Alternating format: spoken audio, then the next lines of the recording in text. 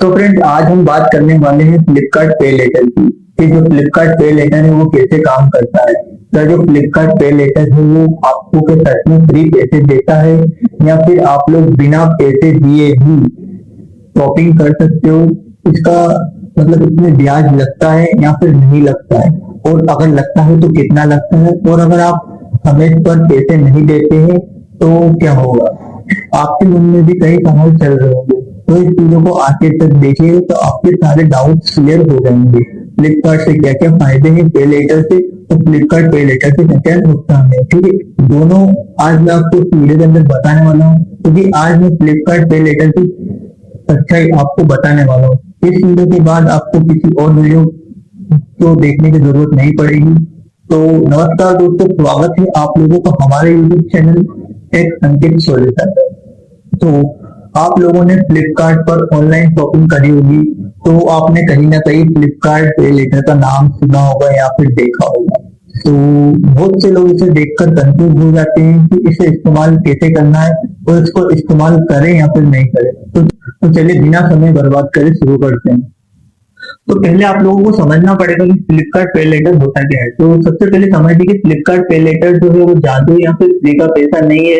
यहाँ है फ्लिपकार्ट से बाय नाउ पे लेटर एक सुविधा है जो कि फ्लिपकार्ट की तरफ से प्रोवाइड कराई जाती है कस्टमर्स के लिए।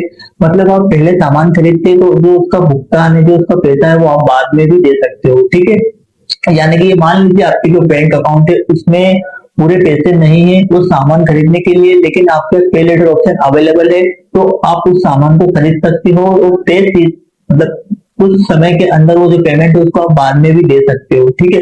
तो ये होगा फ्लिपकार्ट पे लेटर का। अब इसके हम फायदे देख लेते हैं, ठीक है। इसके फायदे कुछ इस प्रकार है, देखिए मान लीजिए मुझे फ्लिपकार्ट से कुछ सामान खरीदना है, तो उसकी कीमत है 1,000 रुपए, लेकिन आपके पास पूरे पैसे नहीं है, तो भी आप लोग उस सामान को फ्लिपकार्ट से खरीद सकते हो फ्लिपकार्ट पे लेटर के जरिए, ठीक है। फर्स्ट पॉइंट ये हो गया। अब सेकंड पॉइंट की हम बात करते हैं, तो सेकंड दूसरा फायदा ये है कि आप बार बार आपको यूपीआई या कार्ड से पेमेंट करने की जरूरत नहीं है, ठीक है। अब तीसरा फायदा ये है कि सभी सामान आप फ्लिपकार्ट से खरीद लो और सभी सामान का एक साथ पेमेंट भी आप लोग कर सकते हो फ्लिपकार्ट पे लेटर के जरिए। चौथा, अगर आप फ्लिपकार्ट पे लेटर को सही तरीके से इस्तेमाल करते हो तो ये काफी सुविधाजनक साबित होता है ना। और अब हम इसके नुकसान की जो है बात करते हैं, इससे क्या क्या नुकसान हो सकते हैं। नुकसान भी आप लोग इसके जान लीजिए।